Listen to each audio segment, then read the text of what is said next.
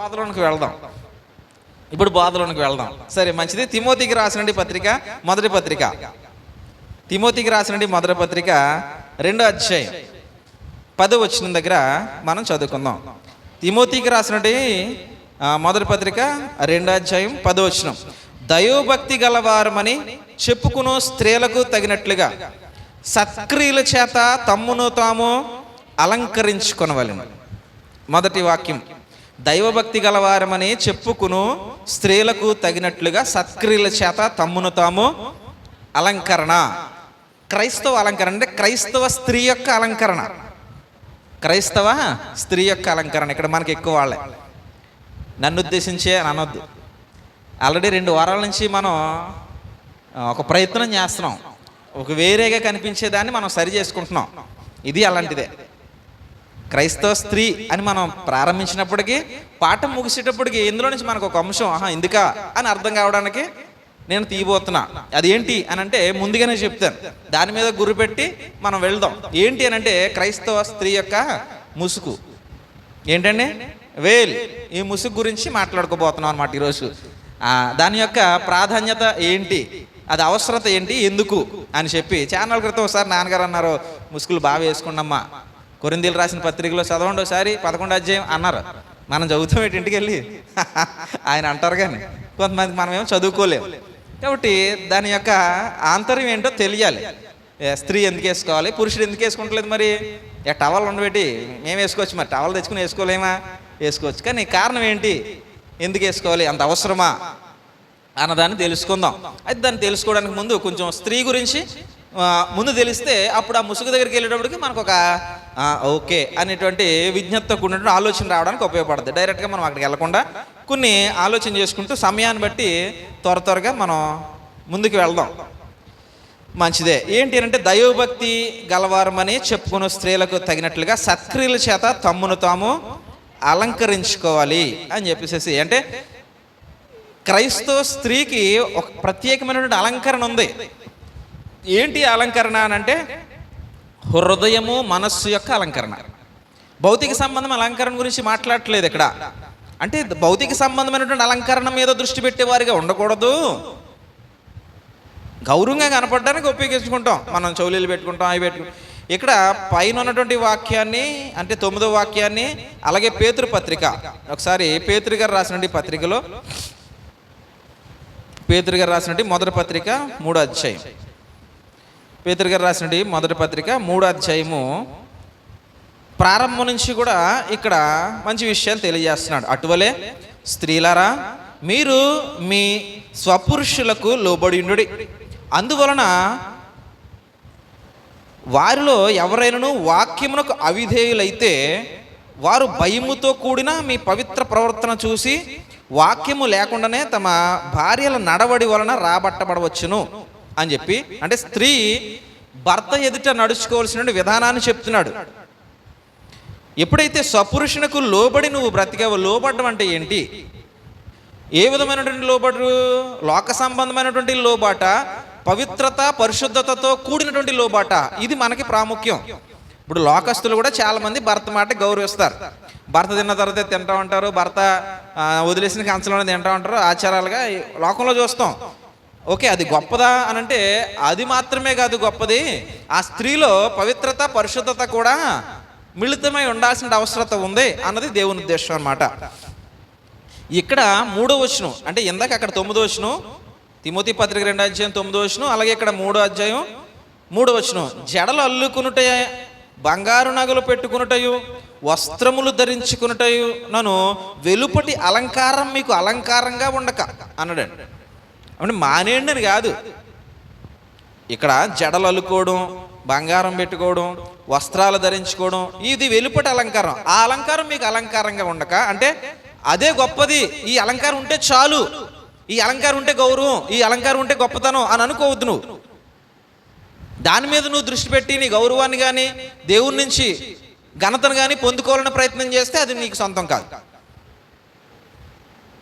నీకు దేవుని నుంచి ఘనత కానీ దేవుని యొక్క సహాయం కానీ పొందుకునేటువంటి అలంకారం గురించి క్రింద మాట్లాడుతూ 4వ వచనంలో అన్నాడు, సాధువైనట్టు మృదువైనట్టునైనా గుణమును అక్షయ అలంకారము గల మీ హృదయపు అంతరంగ స్వభావము మీకు అలంకారంగా ఉండవలను, అది దేవుని దృష్టికి మిగుల. ఇది విలువైనటువంటి అలంకరణ. విలువైనటువంటి అలంకరణ అంటే మనం ఏమనుకుంటాం అంటే మంచి దుస్తులు వేసుకోవడం, ఖరీదైన దుస్తులు వేసుకోవడం, ఖరీదైనటువంటి నగలు పెట్టుకోవడం అని మనం అనుకోవచ్చు. కానీ దేవుడు ఏమంటున్నాడంటే అది కాదు. విలువైనటువంటి అలంకరణ అంటే అది అంత మాత్రం కాదు. మరి ఏంటి విలువైన అలంకరణ అని అంటే సాధువైనట్టు మృదువైనట్టు గుణములు. సాధువైనట్టు మృదువైనట్టు అంటే సాధు స్వభావి, మృదు స్వభావి. ఎలాగుంటాయి ఈ స్వభావాలు అంటే ఇతరులను బాధ పెట్టేవిగా ఉండవు. మరి ముఖ్యంగా కుటుంబంలో భర్తను కానీ కుటుంబంలో బిడ్డలను కానీ అవి సాకేటువంటి లక్షణం కలిగి ఉంటాయి అన్నమాట. మనం స్త్రీ గురించి మాట్లాడుతున్నప్పుడు చక్కగా సామెతలు పుస్తకంకి వెళ్ళిపోతే అక్కడ సొలొమోను గారు 30-31 అనుకుంటున్నాను, 30-31 ఆ వచ్చి అధ్యాయాల దగ్గర చక్కగా స్త్రీ గొప్పతనాన్ని మాట్లాడతాడు ఆయన. గుణవతి అయిన భార్య దొరుకుట అరుదు అని చెప్పి ఆ గుణాలు చెప్తాడండి. ఆ స్త్రీ కుటుంబాన్ని ఎలా పోషించుకుంటుంది, కుటుంబాన్ని ఎలా నడిపించుకుంటుంది, ఆ స్త్రీ వల్ల భర్తకు ఎలాంటి గౌరవం వస్తుంది, ఆ స్త్రీ వల్ల బిడ్డలకు ఎలాంటి లక్షణాలు వస్తాయి, ఆ స్త్రీ ఒక కుటుంబాన్ని చూసుకుంటూ, ఒకవేళ ఆ కుటుంబం ఉన్నతమైన కుటుంబం అనుకోండి, అక్కడ పనివాళ్ళు ఉంటారు, ఆ పనివాళ్ళని కూడా ఎలాంటి ఉద్దేశంతో ప్రేమిస్తుంది, వాళ్ళని ఎలా చూస్తుంది, ఇవన్నీ రాసుకొచ్చాడండి అక్కడ సామెతల్లో. చాలా చక్కని విషయాలు రాసుకొచ్చాడు అక్కడ. ఆయన రాసినటువంటి ఆయన ఆగూరుకి దేవుని వాక్కులను ఉంటాయి ఉంది అవి అయ్యా లెమూయేలుకి అందించినట్టు దేవుని వాక్కులు అనమాట. అవి చక్కని విషయాల్ని ఇచ్చాడు అక్కడ. చాలా మంచి విషయాలు ఉంటాయండి అక్కడ రాసినప్పుడు. ఇవన్నీ ఏం చూపిస్తున్నాయి అని అంటే ఒక స్త్రీకి అణుకువ, స్వస్థ బుద్ధి అనేటువంటి లక్షణాలు ఉండాలి. ఇంకొకటి మనం తీతుకు రాసిన పత్రికలో అంటే 2వ అధ్యాయం దగ్గర యవ్వన స్త్రీలకు బోధ చేయాలనేటువంటి ఉద్దేశాన్ని చెబుతున్నప్పుడు 2 స్త్రీలని కలిపి చెప్తున్నాడు ఇక్కడ. 2 స్త్రీలు అంటే ఎవరు? వయస్సు పెద్ద ఉన్నటువంటి స్త్రీలు, అలాగే యవ్వనంలో ఉన్నటువంటి స్త్రీలు. 2 స్త్రీలని కలిపి మాట్లాడుతున్నాడు ఇక్కడ. వయసు పెద్దదైనటువంటి స్త్రీలు ఒక శ్రద్ధ కలిగి ఉండాలి. ఏంటి అని అంటే ముందు మీ ప్రవర్తన జాగ్రత్తగా చూసుకుంటూ ఉండాలి. వయసు పెద్దదైనటువంటి స్త్రీలు వాళ్ళు మరలా మీకన్నా చిన్నవాళ్ళు ఉన్నారే, యవ్వన ప్రాయంలో ఉన్న వాళ్ళు ఉన్నారు, క్రొత్తగా జీవితాలు ప్రారంభించిన వాళ్ళు ఉంటారు, క్రొత్తగా పెళ్ళిళ్ళు చేసుకున్నటువంటి వాళ్ళు ఉంటారు. వాళ్ళకి మంచి ఉపదేశం చేయాలి. ఎలాంటి ఉపదేశం చేయాలి? ఆ యవ్వనులు ఎలా ఉండాలని చెప్పాలి? తమ భర్తలకు లోబడి ఉండి తమ భర్తలను శిశువులను ప్రేమించువారును, స్వస్థ బుద్ధి గలవారును, పవిత్రులను, ఎంట ఉండి పని చేసుకున్న వారును, మంచివారునై ఉండవలనని బుద్ధి చెప్పుచు మంచి ఉపదేశం చేయాలంట. పెద్దవాళ్ళు చిన్నవాళ్ళకి చెప్పాలి. ఎవరో? స్త్రీలు. ఎందుకని? ఒక స్త్రీ యొక్క జీవిత అనుభవం ఎవరికి తెలుస్తుంది? ఆ స్త్రీకే తెలుస్తుంది, పురుషుడికి తెలీదు. ఒక స్త్రీ వివాహం చేసుకుంది, పిల్లల్ని కన్నది, పిల్లల్ని పెంచింది, వాళ్ళని చదివించింది, ప్రయోజకం చేసింది, వివాహాలు చేసింది, మళ్ళీ మనవరాళ్ళు వస్తున్నారు. ఇవన్నీ చేసుకుంటూ వస్తుందండి ఒక స్త్రీ. తన యొక్క జీవితాన్ని నడిపించుకుంటూ వెళ్తుంది. ఇవన్నీ అనుభవాలు. ఈ అనుభవాల్లో కొన్ని హెచ్చుతగ్గులు వస్తాయి, కొన్ని చోట్ల బాధలు వస్తాయి, కొన్ని చోట్ల సంతోషం వస్తుంది. ఇవన్నీ ఎదురవుతుంటాయి స్త్రీకి. ఇప్పుడు ఏం చేయాలి? అవన్నీ నువ్వు అనుభవించే కదా. ఇప్పుడు నీ తర్వాత తరం వస్తుంది. నీ ముందు నీ తర్వాత తరం వస్తుంది. వాళ్ళు వివాహాలు చేసుకుంటారు, ప్రారంభమవుతాయి వాళ్ళ జీవితాలు, వాళ్ళ పిల్లలు పుట్టడం ప్రారంభమవుతుంది, భర్తల దగ్గరికి వెళ్ళడం ప్రారంభమవుతుంది. ఈ ప్రారంభ దశలో ఉన్నటువంటి యవ్వన స్త్రీలకి, ఆ కుటుంబాలను నడిపించుకున్నటువంటి యవ్వన స్త్రీలకి నువ్వు చెప్పాలి. నీకున్నటువంటి ఆ అనుభవాన్ని బట్టి, నువ్వు పొందుకున్నటువంటి అనుభవాన్ని బట్టి ఆ పిల్లలకి నేర్పేవారుగా పెద్ద స్త్రీలు ఉండాలన్నమాట. అంటే వయస్సులో పెద్దవారైనటువంటి స్త్రీలకి బాధ్యత ఉంది. ఇదంతా సంఘంలో ఉండేటువంటి స్త్రీలకు ఉండాల్సిన లక్షణాలు. ఇవన్నీ కూడా సంఘానికి వస్తున్నామనంటే నా అనుభవాన్ని నా ముందున్నటువంటి చిన్నపిల్లలకి తెలియచేయాలి. వాళ్ళ కాపురాలు లేదా వాళ్ళ సంసారాలని ప్రభు కొరకు కట్టుకునేలాగా వాళ్ళకి నేను మాటలు చెప్పాలి. ఇవి పెద్ద స్త్రీలలో ఉండాల్సిన లక్షణాలండి. అప్పుడు ఈ తర్వాత వచ్చేటువంటి జనరేషన్ స్త్రీలు ఏం చేస్తారంటే కుటుంబాలను కట్టుకోగలుగుతారు, ఆ పిల్లల్ని దేవుని కోసం పెంచగలుగుతారు. ఇది గొలుసు కట్టులా జరగాలి. జరుగుతుంది ఏంటి మన దగ్గర? పెద్దవాళ్ళు అయిపోయారు, మాకన్నా చాలా పెద్దవాళ్ళు ఉన్నారు సంఘంలో. చెప్పారా ఎప్పుడైనా దేవునికి మనం ఎలా బ్రతకాలని? తర్వాత వచ్చినటువంటి యవ్వన పిల్లలకి ఏమైనా ఎప్పుడైనా విన్నారా? వినకపోయారా? తర్వాత అండి మీరు చదవం చెప్పేమా లేదా? పెద్దవాళ్ళు చెప్పారా లేదా? తర్వాత వచ్చే స్త్రీలకి, అమ్మా దేవుడు అంటే ఇది, కుటుంబాలని దేవుడు పోషించగలడు, పిల్లల్ని దేవుని కోసం పెంచుకోవాలి మనం, మాకు తెలుసో తెలియకో ఇలాగ అయిపోయింది మా జీవితం, ఇప్పుడు నువ్వు ప్రారంభించుకుంటున్నావు, దేవుని ఒడంబడికలో నువ్వు ఉండగలుగుతున్నావా? దేవునికి ఇచ్చినటువంటి మాట ప్రకారంగా నీ కుటుంబాన్ని వృద్ధి చేసుకోగలుగుతున్నావా? ఆధ్యాత్మికంగా ఎంతవరకు డెవలప్ చేసుకోగలుగుతున్నావు? నీ పిల్లల్ని, నీ భర్తకు దేవుని మాటలు చెప్పుకోగలుగుతున్నావా? నీ ఇంట్లో ప్రార్థన ఎక్కువ చేసుకోగలుగుతున్నావా? ఎప్పుడైనా మీ జీవితాల్లో పెద్దోళ్ళు అంటే 50 సంవత్సరాలు పైబడినటువంటి వాళ్ళు ఎప్పుడైనా తర్వాత వచ్చేటువంటి తరానికి ఈ మాటలు చెప్పిన వారు ఉన్నారు? ఒకసారి మీ గుండెల మీద మీరు చేతులు వేసుకుని ఆలోచించుకోండి. ఇక్కడ ఎవరికి చెప్పనవసరం లేదు సాక్ష్యం ఏమి. మీ గుండెల మీద మీ చేతులు వేసుకోండి. ఎప్పుడైనా నీ తర్వాత వచ్చినటువంటి తరానికి ఈ జాగ్రత్త చెప్పేవా దేవుని గురించి? ఇది బాధ్యత. నేను ప్రారంభంలో కొన్ని మాటలు చెప్పాను. ఒక సైనికుడు తన ప్రాణం పోద్దని తెలుసు, కానీ ఆనందంగా వెళ్తాడు యుద్ధం చేయడానికి. ఎందుకు? ప్రాణం పోయినా నా వారికి స్వతంత్రాన్ని నేను ఇస్తాను, తిరిగి వస్తే నా వారితో కలిసి ఉంటా.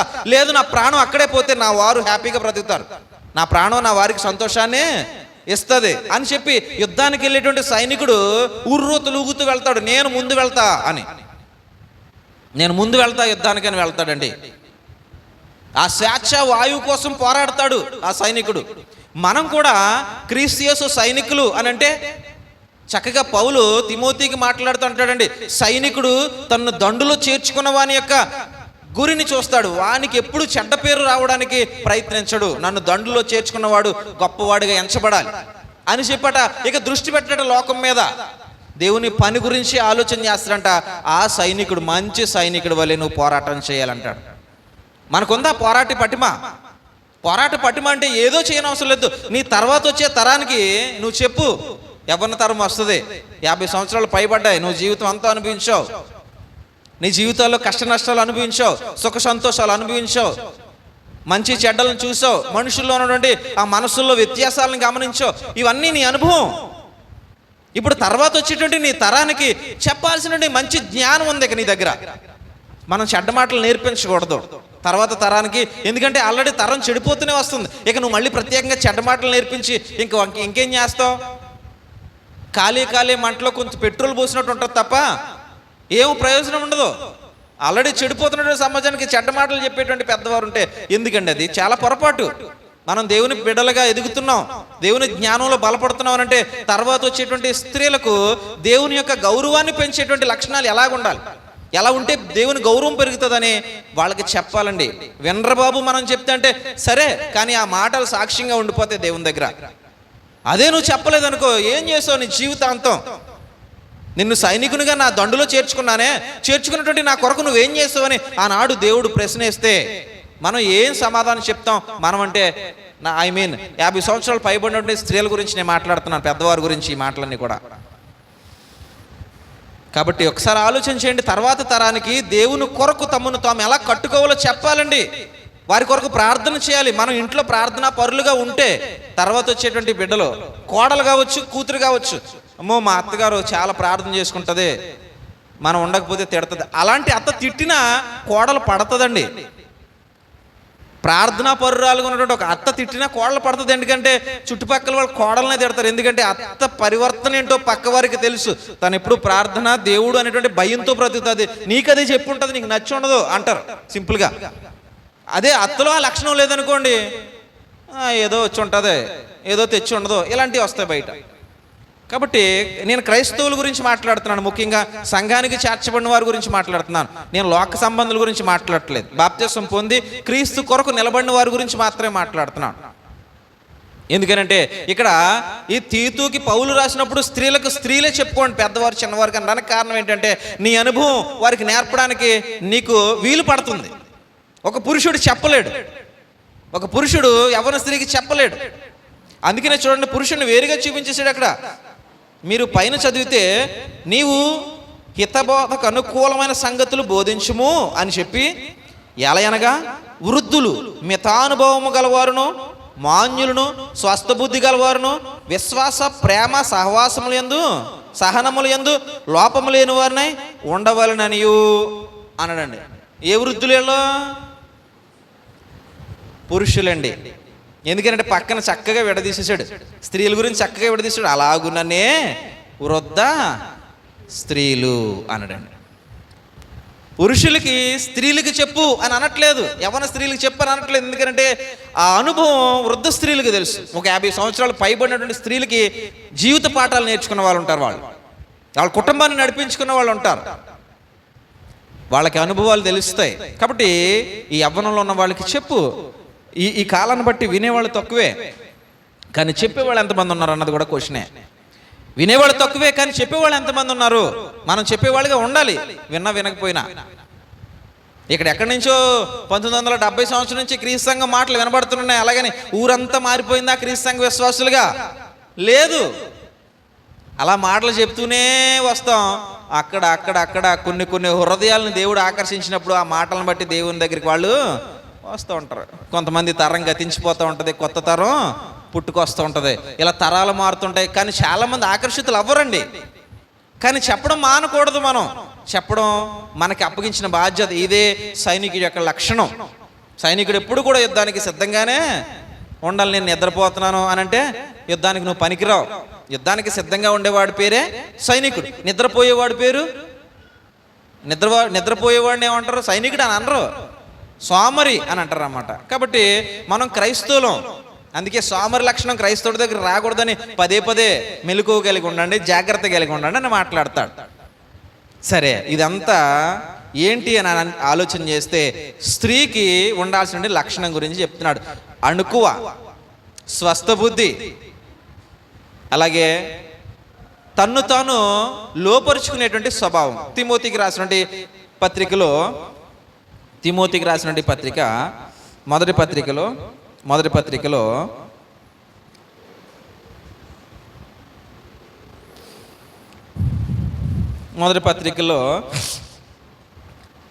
13వ వచనాన్ని మనం ఒకసారి చదువుదాం.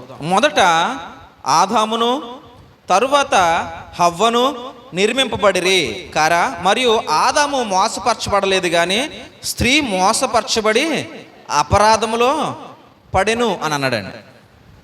ఇరువురు ఉన్నారు, కానీ మోసపరచబడింది ఎవరు? స్త్రీ. ఎందుకని? స్త్రీ మోసపరచబడ్డానికి గల కారణం ఏంటి? స్త్రీ మోసపరచబడ్డానికి గల కారణం ఏంటంటే పేతురు గారు చెప్పారు దాని గురించి. స్త్రీ ఎందుకు మోసపరచబడుతుంది అని అంటే చూడండి ఒకసారి. పేతురు రాసినటువంటి మొదటి పత్రిక 3వ అధ్యాయంలో 7వ వచనం దగ్గర స్త్రీ మోసపరచబడ్డానికి గల కారణం ఏంటో చెప్తున్నాడు. చూడండి. అటువలే పురుషులారా, జీవమున కృపావరణం మీ భార్యలు మీతో పాలువారై ఉన్నారని ఎరిగి, ఇప్పుడు చెప్తున్నాడు చూడండి, ఎక్కువ బలహీనమైన ఘటమని భార్యను సన్మానించన్నాడు. స్త్రీ ఎలాంటి వ్యక్తి? ఎక్కువ బలహీనమైన, శారీరకంగానూ బలహీనంగానే ఉంటుంది, అలాగే మానసికంగానూ కూడా బలహీనంగానే ఉంటారండి స్త్రీలు. చూడండి, ఓ బాధ వచ్చినా తట్టుకోలేరు, ఓ సంతోషం వచ్చినా ఇక్కడ నవ్వితే రోడ్డు మీద కనబడిపోతుంటుంది. ఓ బాధ వస్తే వాళ్ళ ఏడుపు ఎక్కడ వేసినా రోడ్డు మీకే ఇంక అలాగ ఉంటుంది. కానీ పురుషుల్లో ఇంతలా చూడడం, ఎక్కడో కానీ ఉంటాడు, ఒక్కొక్కడు ఉంటాడు అక్కడక్కడ, అంతే. ఎందుకంటే కంట్రోల్ చేసినటువంటి విధానం ఎక్కువ ఉంటుంది పురుషుడి దగ్గర. కానీ స్త్రీ కొంచెం బలహీనం మానసికంగా. ఎవరినైనా ప్రేమగా చూసినప్పుడు సడన్గా వాళ్ళకి దూరం అయ్యారు అనుకోండి, ఆ స్త్రీ తట్టుకోలేదు. ఆటోమేటిక్గా పిల్లల్ని పెంచినప్పుడు తల్లిదండ్రులు ఉంటారు. చూడండి, చనిపోయిన దగ్గర చూడండి, చనిపోయిన దగ్గర ఎవరు గట్టిగా ఏడుస్తారండి? చనిపోయిన దగ్గర ఏడ్చేది ఎవరు? అప్పుడప్పుడు అక్కడక్కడ ఒక్కొక్కడు ఉంటాడు మగోడు గట్టిగా ఏడ్చేవాడు. కానీ ఎక్కువ మరి వీళ్ళకి ఏడుపు రాదా? వస్తుంది. వీళ్ళకి ఎందుకు ఏడుపు రాదు? వస్తుంది. అది ఆలోచించండి. కాబట్టి అలాగ ఆ బలహీనత ఉంటుంది స్త్రీలో.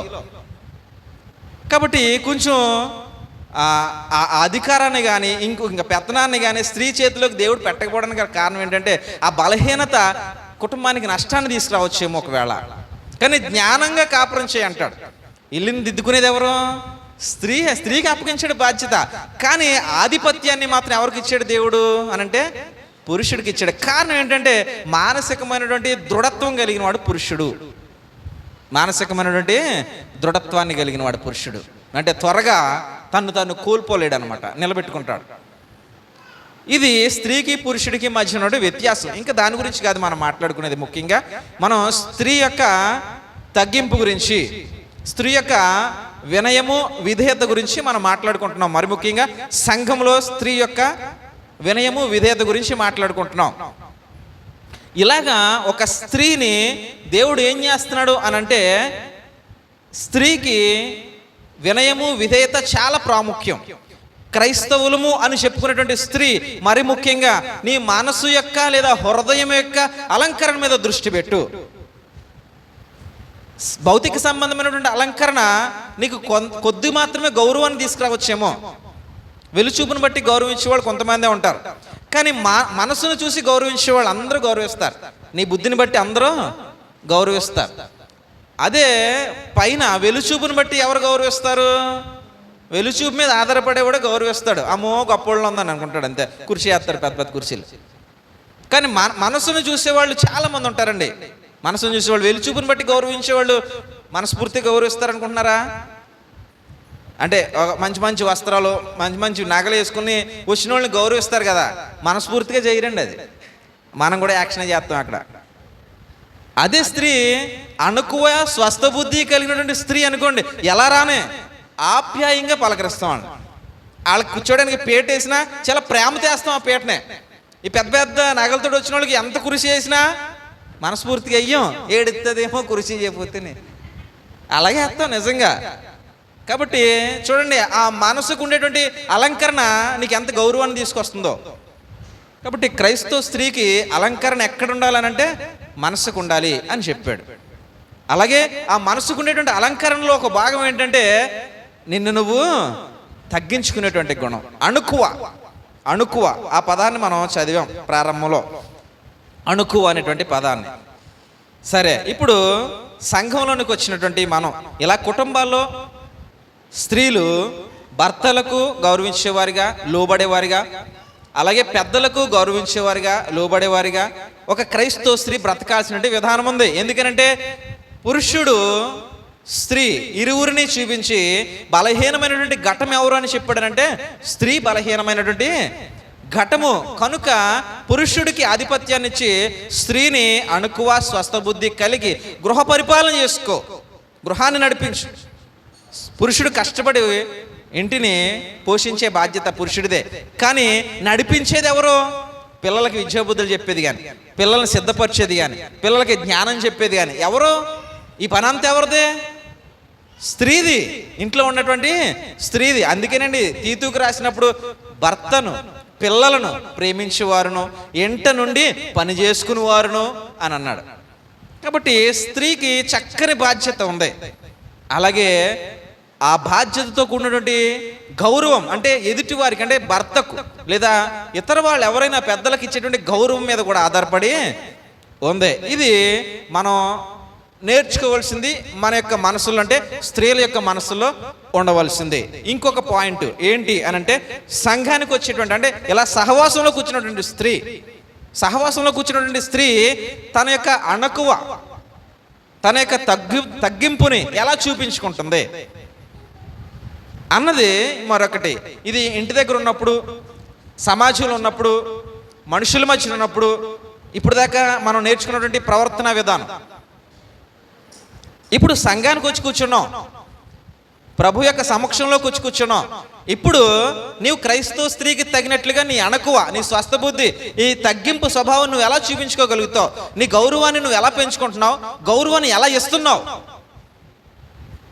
ఇలా కూర్చున్నావు, గౌరవాన్ని ఎలా ఇస్తున్నావు? నీ గౌరవాన్ని ఎలా నిలబెట్టుకుంటున్నావు?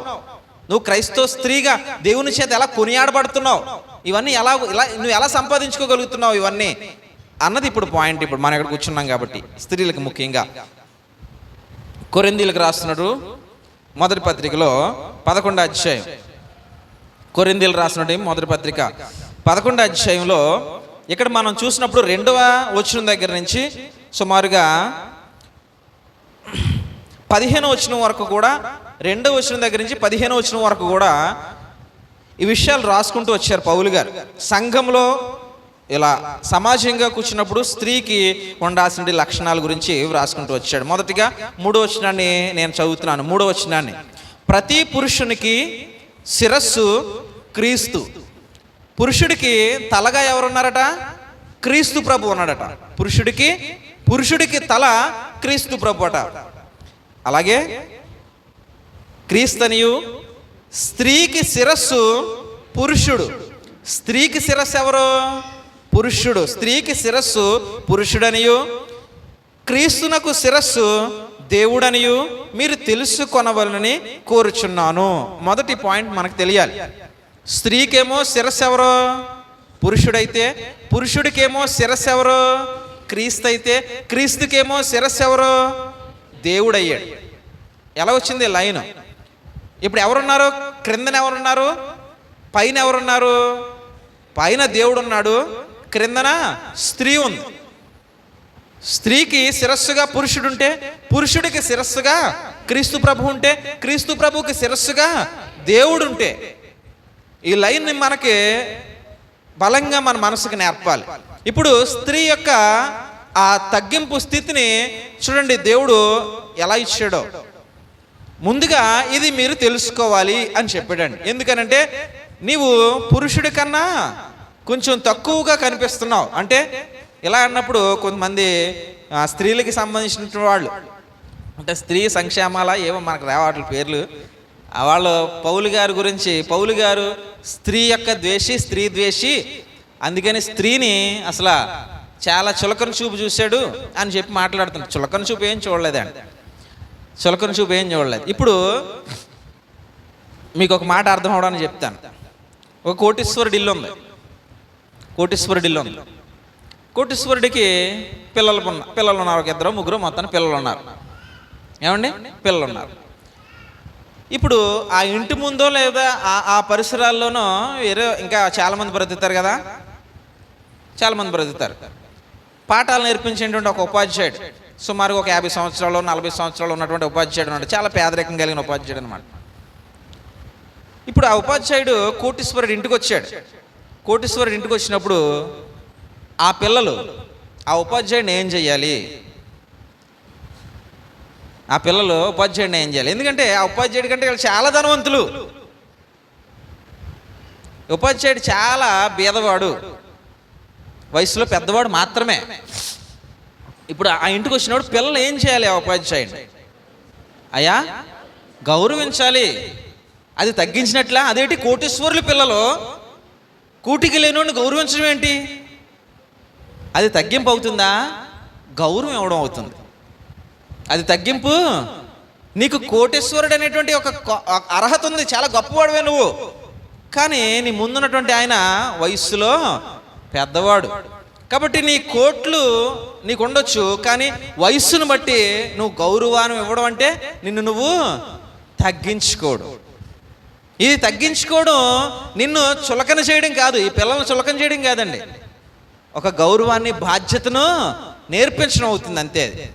అలాగే పౌలు కూడా స్త్రీలకి గౌరవాన్ని పెంచాడు కానీ చులకన చేయలేదు, బాధ్యతను చెప్తున్నాడు.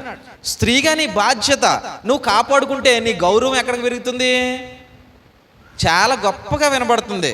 నీ బాధ్యతను నువ్వు నెరవేర్చుకుంటే నీ గౌరవం ఎక్కడ వినబడుతుందో తెలుసా? ఊరి గౌరీ వద్ద వినబడుతుంది అన్నాడు. ఎక్కడ వినబడుతుంది? నీ బాధ్యతను నువ్వు అంటే నువ్వు తగ్గించుకుని నీ కుటుంబాన్ని నువ్వు నడిపించుకోగలిగితే నీ గౌరవం ఎక్కడ వినబడుతుంది? ఊరి గౌని వద్ద వినబడుతుంది. అలాగే అలాంటి స్త్రీ గౌరవాన్ని వదిలేసినా అక్కడ వినబడుతుంది. వినబడదా? ఇంకా గట్టిగా కూడా వినబడుతుంది. కానీ చెప్తున్నాడు, మనం మన గౌరవాన్ని పెంచుకోవడం, తగ్గించుకోవడం, మన గౌరవాన్ని పాడు చేసుకోవడం అవ్వదండి. మనల్ని మనం తగ్గించుకోవడం గౌరవాన్ని పెంచుకోవడం అవుతుంది, విలువను పెంచుకోవడం అవుతుంది. పౌలు అదే నేర్పిస్తున్నాడండి. తండ్రి దేవుడిగా ఉండి కుమారుడైనటువంటి క్రీస్తు ప్రభువుకు శిరస్సుగా ఉంటే, ఈ కుమారుడైనటువంటి క్రీస్తు ప్రభు పురుషుడికి శిరస్సుగా ఉంటే, ఈ పురుషుడు స్త్రీకి శిరస్సుగా ఉన్నాడు. ఇప్పుడు తండ్రి దేవునికి కుమారుడిగా ఉన్నటువంటి క్రీస్తు ప్రభు ఏం చేశాడు? లోబడ్డాడా? నీ అంతటోండి నేను అన్నాడా? లోబడున్నాడు. పోనీ వాళ్ళ నిత్యత్వంలో ఏమన్నా తేడా పాడాలు ఉన్నాయా వాళ్ళిద్దరికినారంటే? ఆ పాఠం మనం ఆల్రెడీ విన్నాం, దైవం అనేటువంటి పాఠం దేవుని గురించి ఉన్నప్పుడు. నిత్యత్వంలో సమానంగా ఉన్నారా? నీ అంతటోండి నేను. ఫిలిప్పీ పత్రికలో అన్నాడు, దేవునితో సమానంగా ఉండుట విడిచిపెట్టకూడని భాగ్యమని ఆయన ఎంచుకొనలేదు అన్నాడు. నేను అక్కడ ఉండే కదా, నీ గౌరవించాల్సిన పని ఏంటి అని అనలేదు. కుమారుడిగా వచ్చినప్పుడు ఎలా ఉండాలో అలానే ఉన్నాడు, తగ్గించుకున్నాడు. అలాగే పురుషుడు క్రీస్తు కింద ఉన్నాడు. ఎందుకని? ఆ క్రీస్తే రక్షకుడు, ఆ క్రీస్తే ఏలికై ఉన్నాడు. కాబట్టి పురుషుడు తను క్రీస్తు కింద తగ్గించుకుని ఉన్నాడు. దీన్ని బట్టి ఆలోచించు. ఇప్పుడు ఈ పురుషుడి కింద పురుషుడి కొరకు స్త్రీ చేయబడిందా, లేదా స్త్రీ కొరకు పురుషుడు చేయబడ్డా? మొదట దేవుడు మన్నును తీసి చేసింది ఎవరినంటే ఆదామును చేశాడు. ఆదాముకు సాటి అయిన సహాయం కొరకు అప్పుడు తన పక్కటి ఎముకలో నుంచి ఎముక తీసి హవ్వను రూపొందించాడు. అంటే పురుషుడి కొరకు స్త్రీ నిర్మింపబడింది. ఇప్పుడు ఆ లైన్ బట్టి నిన్ను నువ్వు ఎంతవరకు తగ్గించుకోవాలి, ఎంతవరకు స్వస్థ బుద్ధి, అణకువ, ఇవి మృదు స్వభావము, ఇవి కలిగి ఉండాలన్నది నీ మనసుకే దేవుడు అప్పగిస్తున్నాడు. నేను ఎంతవరకు తగ్గించుకుని నా భర్తకు గౌరవం ఇవ్వాలి, నేను ఎంతవరకు తగ్గించుకుని సమాజంలో నా గౌరవాన్ని, నా కుటుంబ గౌరవాన్ని నిలబెట్టుకోవాలి, ఇది మన చేతిలోనే ఉంది. ఇప్పుడు సంఘంలో ఉన్నప్పుడు, సంఘం మనం ఇక్కడ ఉన్నాం, ప్రభు ఇంటివారిగా ఉన్నాం, దేవుని ఇంటివారిగా ఉన్నాం. ఇక్కడ శిరస్సుగా క్రీస్తుంటే, ఆయనకి శిరస్సుగా దేవుడుంటే, స్త్రీకి శిరస్సుగా పురుషుడుంటే, ఈ లైన్ మనం గుర్తుపెట్టుకుని ఉంటే ఇప్పుడు మనం ఎలాగుండాలో, ఇక్కడ ఎలాగుండాలో ఇప్పుడు మాట్లాడుతున్నాడు. చూడండి ఒకసారి 5వ వచనం చదువుతున్నాను నేను. ఏ స్త్రీ తల మీద ముసుగు వేసుకొనక ప్రార్థన చేయునో లేక ప్రవచించునో ఆ స్త్రీ తన తలను అవమానపరచును. ఏలయనగా అది ఆమెకు క్షవరము చేయబడినట్లుగానే ఉండును. స్త్రీ ముసుగు వేసుకొనిన ఎడల, ఆమె ముసుగు వేసు కొనని ఎడల ఆమె తల వెంట్రుకలు కత్తిరించుకొనవలెను. కత్తిరించుకునుటేనను క్షవరము చేసుకునుటేనను స్త్రీకి అవమానం అయితే ఆమె ముసుగు వేసుకొనవలెను అన్నాడండి. ఖచ్చితంగా ముసుగు వేసుకోవాలి, లేకపోతే గుండు గీయించేసుకోమన్నాడండి. ముసుగు వేసుకో, లేకపోతే ఏం చేస్తావు, గుండు గీయించేసుకో అన్నాడండి. గుండు గీయించేసుకుంటామా? అది అవమానంతో కూడుకున్నది. అంటే మనం ఇక్కడ మొక్కులు కట్టేట్టు గుండ్లు గీక్కుంటుంటారు. కానీ పూర్వానికి వెళ్ళిపోతే, ధర్మశాస్త్ర పద్ధతిలోకి వెళ్ళిపోయినా కూడా అక్కడ స్త్రీలకు గుండ్ల విధానం లేదండి. ఒకవేళ పురుషులు ఆ తలను ఆ పౌలు గారు చేసుకున్నారు కదా, దాన్ని ఏమంటారు, దేవునికి మొక్కుబడి చేసుకున్నాడు పౌలు గారు, అలా పురుషులు చేసుకున్నారు. స్త్రీలకి లేదు, పూర్వకాలానికి వెళ్ళిపోయినా. తీసుకోవడం అంటే అవమానం. కాబట్టి ముసుగు ఖచ్చితంగా వేసుకోవాలి మీరు అని, ఇది అవమానం లేకపోతే అని చెప్తున్నాడు. స్త్రీ ముసుగు వేసుకొనని ఎడల ఆమె తల వెంట్రుకలు కత్తిరించుకొనవలెను. కత్తిరించుకున్నటేనను క్షవరము చేసుకున్నటేనను స్త్రీకి అవమానం అయితే ఆమె ముసుగు వేసుకొనవలెను. పురుషుడైతే దేవుని పోలికయు మహిమయునై ఉన్నాడు గనుక తల మీద ముసుగు వేసుకొనకూడదు, కానీ స్త్రీ పురుషుని మహిమయై ఉన్నది. స్త్రీ పురుషునికి మహిమగా ఉంది. స్త్రీ ఎప్పుడైతే ముసుగు వేసుకుని ఉంటుందో ఆ పురుషుని యొక్క గౌరవాన్ని పెంచుతుందట. ఇంకా ముందుకు వెళ్దాం, కొంచెం టైం అయిపోతుంది. ముసుగు వేసుకుంటుందో పురుషుని యొక్క గౌరవాన్ని పెంచుతుందంట. అంటే తను తగ్గించుకునే విధానాన్ని చూపిస్తుందట. అదే పురుషుడు అనుకో, దేవుని యొక్క మహిమ ఉన్నాడు, తను ముసుగు వేసుకోకూడదు. ఎందుకంటే శిరస్సు అయినటువంటి క్రీస్తుని ప్రతిబింబం చేసేవాడు పురుషుడు అని. అంటే శిరస్సు అయినటువంటి క్రీస్తుని ప్రతిబింబం చేసేవాడు పురుషుడు. కాబట్టి పురుషుడికి అట్టి అవకాశాన్ని ఇవ్వలేదు దేవుడు. స్త్రీ అయితే పురుషుని యొక్క మహిమగా ఉండాలి, పురుషునికి గౌరవం ఇచ్చేదిగా ఉండాలి. కాబట్టి తను వేసుకున్నటువంటి ముసుగు ద్వారా పురుషునికి గౌరవాన్ని ఇస్తుంది. తత్ఫలితంగా క్రీస్తుకి, తత్ఫలితంగా తండ్రి అయినటువంటి దేవునికి ఆ గౌరవాన్ని ఇచ్చేదిగా ఉంటుంది. నేను ఇన్ని చేయలేను బాబు అని అంటే ఏం చేయాలా? గుండు గీకేసుకోవాలా. నేను ఇన్ని చేయలేను, పురుషుడికి గౌరవం ఇవ్వాలంట, క్రీస్తుకి గౌరవం ఇవ్వాలంట, ఆ తర్వాత తండ్రి దేవునికి గౌరవం ఇవ్వాలంటే నేను ఇన్ని చేయలేనంటే గుండు గీకేసుకుని కూర్చోవాలి. మనం అలా చేయకూడదు, అది అవమానం. గుండు గీక్కోవడం అనేది ఆడవాళ్ళకి. ఎందుకనంటే చక్కగా చెప్తాడు కింద, స్త్రీకి తల వెంట్రుకలను పైటు చెంగు వలె ఇచ్చాడట. అందుకే అది తీసేసుకుంటే అవమానం అండి. స్త్రీలు గుండ్లు గీకేసుకుంటుంటే అది అవమానం. చూడండి ఆ మాట మనం లైన్గా చదువుకుంటూ వెళ్తే కనపడొచ్చేమో, మనం అక్కడక్కడ చదువుతున్నాం కదా ఇది. సరే, ఒకవేళ కిందకి వెళ్ళి చూద్దాం మనం. ఆ తల వెంట్రుకల్ని పైటి చెంగుగా ఇవ్వడం జరిగిందని చెప్పి ఎక్కడ ఎన్నో వచ్చింది చెప్పండి. 15 స్త్రీకి 15 వచ్చినండి. స్త్రీకి తల వెంట్రుకలు పైటి చెంగుగా ఇయ్యబడిన గనుక ఆమె తల వెంట్రుకలు పెంచుకునుట ఆమెకు ఘనము. తల వెంట్రుకలు పెంచుకోవడం ఆమెకు ఘనము. ఎందుకని? అవి పైటి చెంగులు అంటివంట. అంటే నిన్ను కప్పేవి తల వెంట్రుకలు అని అంటే. అవి ఇక్కడ కొప్పులు వేయకూడదు.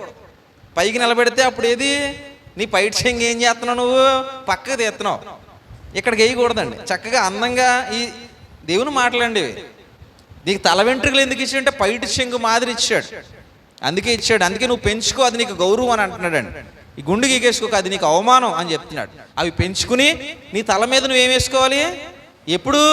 దేవుని సమక్షంలో ఉన్నప్పుడు గౌరవాన్ని ఇచ్చే విధానం అండి. ఇక్కడ పురుషుడు ఉన్నాడు, పురుషుడికి శిరస్సుగా క్రీస్తున్నాడు, క్రీస్తుకి శిరస్సుగా దేవుడు ఉన్నాడు. ఇది దేవుని కుటుంబమై ఉంది. ఇప్పుడు చూడండి, పెళ్ళైనటువంటి ఒక కోడలు అత్తగారింటికి వెళ్ళింది అనుకోండి, మాంగారు ముందు కూర్చోవడం అనేటువంటిది అగౌరవం. ఇప్పుడు లేదులేండి. పూర్వం మామయ్య గారు వచ్చినప్పుడు కూర్చోవడం అవమానం. ఆయన వచ్చినప్పుడు లేచి నిలబడడం, ఆయన కూర్చోమనేటువంటి ఆ పద్ధతులు చెప్పి, నా పెళ్ళైన కొత్తలో మా ఆవిడ కూడా చెప్పారు, మా పెద్ద ఇంటోళ్ళు, మా మమ్మీ వాళ్ళ ఇంటోళ్ళు. ఎందుకంటే కూర్చోవాళ్ళు అలాగా కూర్చోవడం ఆ పెద్ద ఆయన్ని అవమానం చేసినట్టు ఉంటుంది. అది లేచి నిలబడడం అనేటువంటిది గౌరవాన్ని ఇచ్చినట్టు ఉంటుంది అని చెప్పి, అది పూర్వం ఆ విధానం మంచిదండి అది. ఎందుకంటే ఇచ్చే గౌరవం ఇప్పుడు ఉందో లేదో నాది వెళ్దు, కానీ మరి మీరే ఆలోచించుకోవాలి ఎక్కడెక్కడ ఉన్నాయో ఎక్కడెక్కడ లేవో. సరే, ఏమైనప్పటికీ మనం ముందుకు వెళ్దాం. ఇంకా అయిపోద్ది, ఇక్కడ మన టైం అయిపోతుంది కాబట్టి మనకి. ఇంకేమన్నాడనంటే 8వ వచనం, ఏలయనగా స్త్రీ పురుషుని నుండి కలిగినే గాని పురుషుడు స్త్రీ నుండి కలగలేదు, మరియు స్త్రీ పురుషుని కొరకే గాని పురుషుడు స్త్రీ కొరకు సృష్టింపబడలేదు అన్నాడు. ప్రారంభానికి వెళ్ళాడు. ఎవరెవరి కొరకు సృష్టింపబడ్డారో ఒకసారి ఆలోచించుకోండి. కాబట్టి ఎవరెవరి గౌరవాన్ని వల్ల గుర్తించుకోండి అని చెప్తున్నాడు అండి. సింపుల్గా పురుషులకు గౌరవం ఇవ్వాలి, పురుషుడి కొరకే స్త్రీ సృష్టింపబడింది. ఇంకా ఇక్కడ ఎందుకు వచ్చి ఏమన్నాడనంటే ప్రారంభం అది. కానీ ఇప్పుడు ఆలోచన చేస్తే పురుషుడి నుంచి స్త్రీ వస్తుంది, స్త్రీ నుంచి పురుషుడు వస్తున్నాడు. కానీ సమస్తం ఎవరి నుంచి వస్తుంది గుర్తెట్టుకుంటాడు. మళ్ళీ మా నుంచి మూరు వస్తున్నారు కదటి అనేటువంటి వాళ్ళు ఉంటారని, మాలో నుంచి పురుషుడు వస్తలేదటి అంటారని. సరే, సమస్తం ఎవరి నుంచి వచ్చిందో చూడు అన్నాడు. క్రింద అన్నాడండి 12 అన్నాడండి, స్త్రీ పురుషుడి నుండి ఎలా కలిగిన అలాగే పురుషుడు స్త్రీ నుండి స్త్రీ మూలముగా కలిగిన కానీ మొన్న చెప్పాను నేను దేని గురించి చెప్పినప్పుడు, విగ్రహారాధన అర్పితమైన తినొచ్చా తినప్పుడు ఈ గానుల గురించి చెప్పాను. గాని అన్నదంటే ఏదో లిటికేషను ఉందని కదా. గాని సమస్తమైనవి దేవుని మూలముగా ఆయన ఉన్నాడు మళ్ళీ. కాబట్టి ఆయనకన్నా నువ్వేమంచాలి? తల వంచాలి. కాబట్టి చివరికి ఏం చెప్తున్నాడు, చివరికి ఏం చెప్తున్నాడంటే అక్కడ దూరంగా ఉండు అన్నట్టే. అంటే ఈ తినికి అక్కడ దూరంగా ఉండు అన్నట్టే. ఇక్కడ నువ్వు ముసుకేసుకుని నీ గౌరవాన్ని నువ్వు ఇంకోటి చెప్తాడు చూడండి. 10వ వచనం చదువుతున్నాను. ఇందువలన దేవదూతలను బట్టి అధికార చూచిన స్త్రీకి తల మీద ఉండవలను అన్నాడండి. దీన్ని మనం ఎలా తీసుకుందాం? దేవదూతలను బట్టి అధికార చూచిన దేవదూతలు ఎవరో దేవునికి? దేవదూతలు ఎవరు దేవునికి? సమానంగా కుర్చీలో కూర్చునే వాళ్ళ దేవదూతలు? సమానంగా కూర్చునే వాళ్ళు కాదు. మరి ఎవరండి దేవదూతలు దేవునికి? ఎవరండి? ఎవరు? సేవ చేసేవాళ్ళు, సేవకులు. దేవదూతలు దేవునికి సేవకులు. అలాగే దేవదూతలు మనకే సేవ చేస్తారు, అది వేరే విధానం అండి. వేరే ఇప్పుడు మనల్ని తొంగు చూస్తున్నారు దేవదూతలు అంటారు, అది వేరే విధానం. దాన్ని ఇక్కడ మనం తీసుకురాకూడదు. ఇక్కడ మనం దేన్ని తీసుకొస్తే బాగుంటుందో ఇప్పుడు మీకు జ్ఞాపకం చేస్తాను చూడండి. గతించిన శుక్రవారం అనుకుంటా, ముందు శుక్రవారం కానీ రాజ్కుమార్ యెషయా గ్రంథం 6వ అధ్యాయాన్ని మీకు జ్ఞాపకం చేశాడు. మనం అక్కడ శరాపులు అనేటువంటి మహాదేవదూతలను జ్ఞాపకం చేశాడు. ఆ దేవదూతలు ఏం చేస్తున్నాయి? 6 రెక్కలు ఉన్నాయి. 2 రెక్కలతో ఏం కప్పుకున్నాయి? ఒకసారి చూడండి, యెషయా గ్రంథము 6వ అధ్యాయం. 6 రెక్కలకి 2 రెక్కలతో ఎగురుతున్నాయి. ఇంకా 4 రెక్కలు కూడా ఆ దేవదూతనే కవర్ చేసుకున్నాయి. రెండు రెక్కలతో కాళ్ళు కప్పుకున్నాయి. ముఖాన్నేమో 2 రెక్కలతోటి కప్పుకున్నాయి, 2 రెక్కలతోటి ఎగురుతున్నాయి. 6 రెక్కలకి 2 ఎగురుతున్నాయి అంతే. కానీ 4 రెక్కలు ఏం చేస్తుందంటే టోటల్గా దేవదూతను కవర్ చేసుకుంటుందండి. ఏం చేసుకుంటుందండి? కవర్ చేసుకుంటుంది కదా, కవర్ చేసుకుంటుంది. ఇప్పుడు చూడండి, ఒక స్త్రీని చూపిస్తాను మీకు.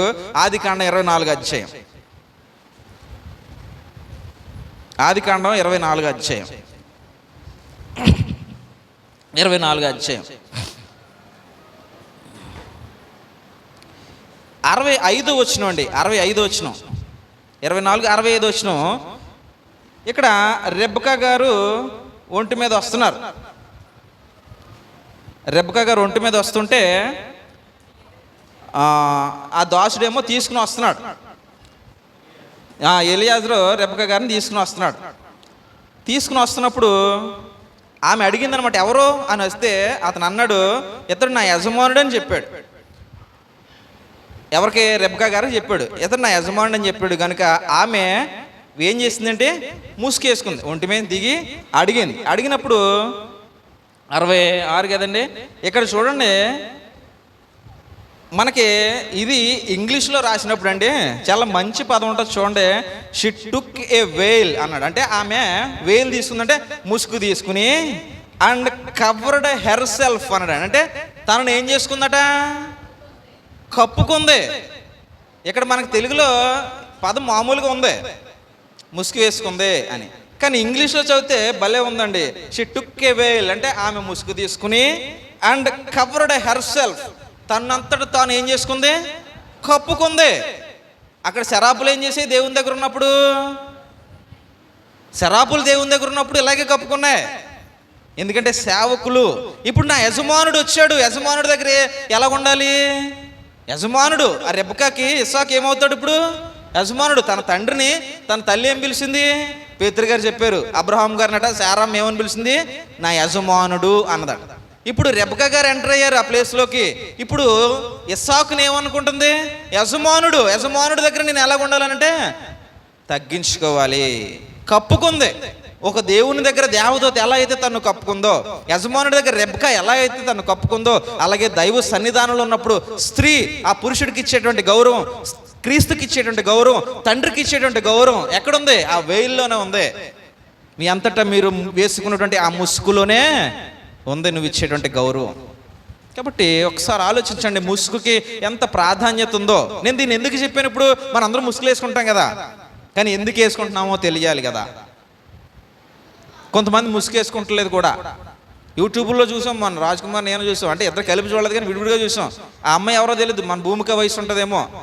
అసలు ముసుగు లేదు, కుసుకు లేదు, ఏమీ లేదు. ఇక జట ఇక్కడ దాకా వదిలేసి ఇష్టం వచ్చినట్టు మాట్లాడేస్తుంది. పోనీ గుండెన్నా లేదు కదా. జాయిస్ మేరీ అని ఒక ఆవిడ ఉంటుంది, ఇంగ్లీష్ ఆవిడ ఇలాగ నాకులే కటింగ్ వేయించేసింది. కాబట్టి ఆవిడ వేసుకోకపోయినా పర్వాలేదు, ఆవిడ కటింగ్ వేయించేసుకుంది. కాబట్టి ఈ అమ్మాయి ఎవరో నాది వెళ్ళగానే ఇక్కడ దాకా తల పెంచుకుని చెప్పేస్తుంది పొలోమని. ఎంత చెప్పేస్తే ఎందుకు? దేవుని మూలంగా నువ్వు చెప్పేటప్పుడు కానీ, దేవునికి నువ్వు ప్రార్థించేటప్పుడు కానీ, దేవుని సమక్షంలో నువ్వు ఉన్నప్పుడు నీ గౌరవాన్ని నువ్వు కాపాడుకో. నీ శిరస్సుకి నువ్వు గౌరవం ఇవ్వి. మీ అందరికీ శిరస్సుగా ఉన్న ఆయనకి గౌరవం ఇయ్యి. సమస్తము ఎవరి మూలంగా కలిగే ఆయనకి గౌరవాన్ని ఎలా ఇస్తావు? ఆనాడు రెబెకా ఇచ్చిందే. ఆ మహాలోకంలో దేవుని దగ్గర శరాపులు ఇచ్చాయే. ఈనాడు క్రీస్తు ప్రభు సంఘంలో స్త్రీ ఇచ్చి దేవుని గౌరవాన్ని పెంచాలి. పెంచుతూ స్త్రీ తన గౌరవాన్ని, తన తగ్గింపు స్వభావాన్ని దేవునికి కనుపరుచుకునే వారిగా ఉండాలి. అందుకు మనం ముసుగుకి చాలా ప్రాధాన్యత ఇవ్వాలి. స్త్రీలు, మనం అన్నామని నేను వేసుకోవాలన్నారు కానీ స్త్రీలు. కాబట్టి ముసుగుకి ఎంత ప్రాధాన్యత ఇచ్చాడు. కాబట్టి దాన్ని చాలా చక్కగా కవర్ చేసుకోవాలి. మనం అంతా కవర్ చేసుకుని, ఏనా నీ పైడ్యంగా అయినా పర్వాలేదు, లేకపోతే నేను ఆ మధ్యన కొనుక్కొచ్చానే అవైనా పర్వాలేదు, మొత్తం నీ కవర్ చేసుకోవాలంటే ముసుగు వేసుకున్నట్టుగా నీ యొక్క ఆ దేవదూత యొక్క ఆ చిహ్నాన్ని నువ్వు చూపించాలి. దేవుని దగ్గర దేవదూత ఎలా ఉందో ఆ చిహ్నాన్ని మనం క్రీస్తు సంఘంలో క్రీస్తు దగ్గర చూపించాలి. మనకు అంటే స్త్రీలకు పురుషుడు శిరస్సుగా ఉన్నాడు. ఆ శిరస్సుకి నువ్వు ఎలా గౌరవిస్తున్నావో ఆ చిహ్నాన్ని నువ్వు చూపించాలి. కాబట్టి అలా మనం ఉండాలి. అందుకనే స్త్రీకి మనం చదివినటువంటి వాక్యాలు ముందు అన్నీ చదివాం. ఎందుకు చదివాం? స్త్రీకి ఏం చెప్పాడనంటే అధికారాన్ని ఇవ్వలేదు, స్త్రీకి ఆధిపత్యాన్ని చూపించలేదు స్త్రీకి, కానీ బాధ్యతనిచ్చాడు స్త్రీకి. అధికారం ఆధిపత్యం పురుషుడికే ఉంది. ఎందుకంటే పురుషుడు కొంచెం బలమైనటువంటి సంకల్పం కలిగిన వాడు, మనస్సు కలిగిన వాడు. స్త్రీ బలహీనమైనటువంటి మనస్సు కలిగింది కాబట్టి స్త్రీకి ఆధిపత్యాన్ని ఇవ్వలేదు. కానీ ఏమిచ్చాడు? బాధ్యతనిచ్చాడు. స్త్రీకి బలమైన బాధ్యతలు ఇచ్చాడు. కుటుంబాన్ని నడిపించే బాధ్యత స్త్రీదే. నడిపించేటువంటిది, జ్ఞానం నేర్పించేటువంటిది, ప్రేమించేటువంటి బాధ్యత ఇవన్నీ స్త్రీలకే. ఆ కుటుంబానికైనా ఈ కుటుంబానికైనా. ఈ కుటుంబంలో స్త్రీకి పని లేదా? చాలా పని ఉంది. ఈ కుటుంబాన్ని వృద్ధి చేయాల్సినటువంటి బాధ్యత స్త్రీదే. ఒక కుటుంబంలో ఒక తల్లి బిడ్డల్ని ఎలా సాగుతుందో, ఎలా పెంచుతుందో, ఎలా ప్రయోజకులను చేస్తుందో అదంతా సంఘంలో నీ బిడ్డలను చేయాలి. సంఘంలో ఇప్పుడు మనం యోహాను భక్తుడు పత్రిక రాశాడు, 2వ పత్రిక అనుకుంటా, అమ్మగారికి అని చెప్పి ఓ పత్రిక రాశాడండి. ఒకసారి తీయండి బాబు, యోహాను 2వ పత్రిక అనుకుంటున్నాను.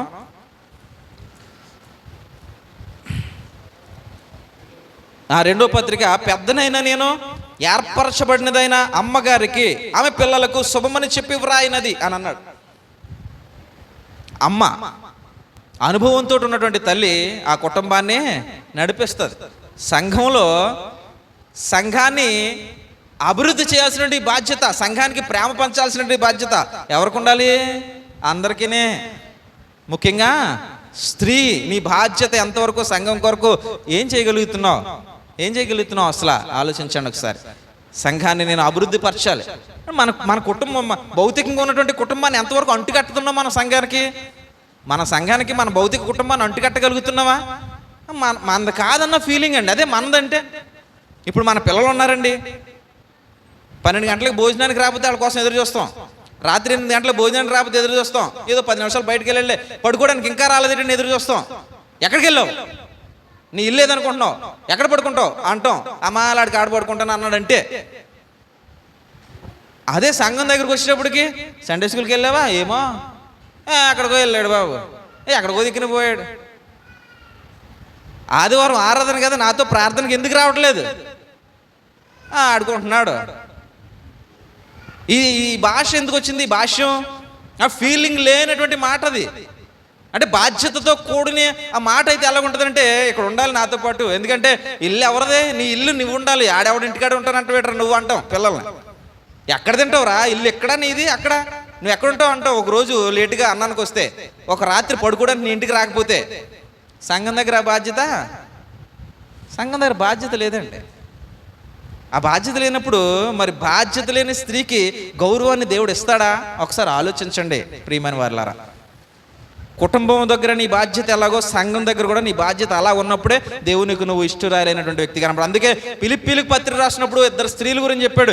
వీళ్ళు నా పని అంతట్లోనూ కూడా నాతో సహకరించినటువంటి సహకారులు. ఆ స్త్రీలు 2 కూడా.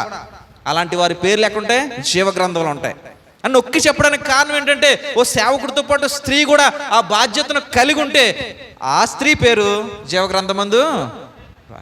అందుకు కదా మనం క్రైస్తవులుగా మారాం. మహాదేవుడు ఉండేటువంటి లోకాన్ని సంపాదించడానికి ఈ మాయమైపోయేటువంటి లోకంలో బ్రతుకుతున్నాం. ఆ లోకాన్ని సంపాదించాలి. ఈ మాయమైపోయేటువంటి లోకంలో మహాదేవుడికి ఉన్నటువంటి లక్షణాలు, మహాదేవుడు కొరకైనటువంటి ఆ సాధన, నీతి సాధన మన దగ్గర ఉండాలి. ఓ మంచి సైనికుడు వలె పోరాటం చేయాలి. చనిపోతానని తెలిసిన సైనికుల్లో ఆనందం, ఉత్సాహం ఉంటుంది. ఎందుకనంటే నా దేశం కొరకు నేను చేస్తున్నాను అని. అలాగే క్రీస్తు యేసు సైనికులు నా ప్రభు కొరకు నేను చేస్తానన్నటువంటి ఆ దుగ్ధ మనలో ఉంటే చాలా ఆనందంగా చేస్తాం దేవుని కొరకు పని. కుటుంబాలను కడతాం, సంఘాన్ని అభివృద్ధి చేస్తాం. ఈ సంఘం దేవుని కుటుంబం అని మర్చిపోవద్దు. మన కుటుంబం మనది అనుకుంటాం, కానీ నువ్వు చచ్చిపోతే నిన్ను మర్చిపోద్ది ఆ కుటుంబం. కానీ ఈ కుటుంబం శాశ్వత కుటుంబం. ఇక్కడ ఉన్నవారు కావచ్చు, ఇంకొక దేశంలో ఉన్నవారు కావచ్చు, క్రీస్తు ప్రభు యొక్క అడుగు జాడల్లో నడిచే ప్రతి వారు సార్వత్రిక క్రైస్తవ సంఘంలోనికి వస్తారు. క్రీస్తు ప్రభు మాట మీద ఇల్లు కట్టుకున్న ప్రతి వ్యక్తి ఆ క్రైస్తవ సంఘంలో, క్రీస్తు ప్రభు సంఘంలో ఉంటారు. వాళ్ళు ఎత్తబడతారు. ఎత్తబడే సంఘం అంటే అది ఇలా గుంపు కాదు. ఇక్కడ ఎవరైతే బాధ్యతతో ఉంటారో వాళ్ళు ఒక్కలే.